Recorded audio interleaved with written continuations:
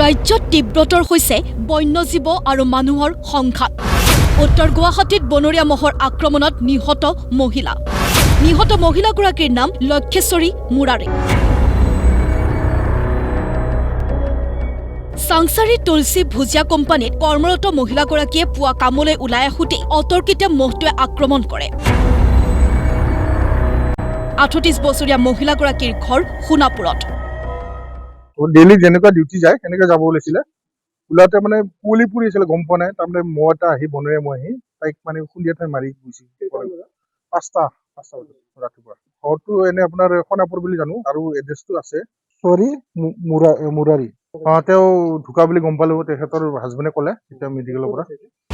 প্ৰকাণ্ড বনৰীয়া মহটো বৰ্তমান ৩১ নম্বৰ ৰাষ্ট্ৰীয় ঘাইপথৰ নলাত আবদ্ধ হৈ আছে। বন বিভাগৰ লোক আহিছে যদিও এতিয়ালৈকে মহটোক উদ্ধাৰ কৰিব পৰা নাই। জাকৰ মাজৰ পৰা জনাঞ্চললৈ ওলাই অহা মহটোৰ আক্ৰমণতেই নিহত হৈছিল চাংচাৰীৰ মহিলাগৰাকী। ৰাতিপুৱা ৬টা বজাত মই ইয়াত দেখিছো চাহ খাব আহোঁতে, মানে তাৰ আগতে পৰিছে চাগে, মানে মোটামুটি ৰাতি পৰিছে। মানে দেখাত বনৰীয়া যেন নালাগে না, একচুৱেলি মই ক'ব নোৱাৰিম, কিন্তু দেখাত বনৰীয়া যেন লাগে আৰু সেইটোৱে হয়। এইটো আপোনাৰ চকী গেট ফ্লাইঅভাৰ ওচৰতে হয়, পৰেবাৰী হয় পৰেবাৰী চকী গেট। কাজিৰঙাত গড়ৰ আক্ৰমণত আহত হ'ল এজন কৃষক। অমৰাম গণক নামৰ লোকজনে পুৱা কৃষি কৰ্মত ব্যস্ত থকাৰ সময়তেই অতৰ্কিতে গড়টোৱে আক্ৰমণ কৰে। গুৰুতৰভাৱে আহত লোকজনক ততাতৈয়াকৈ কহৰা চিকিৎসালয়ত ভৰ্তি কৰোৱা হয়।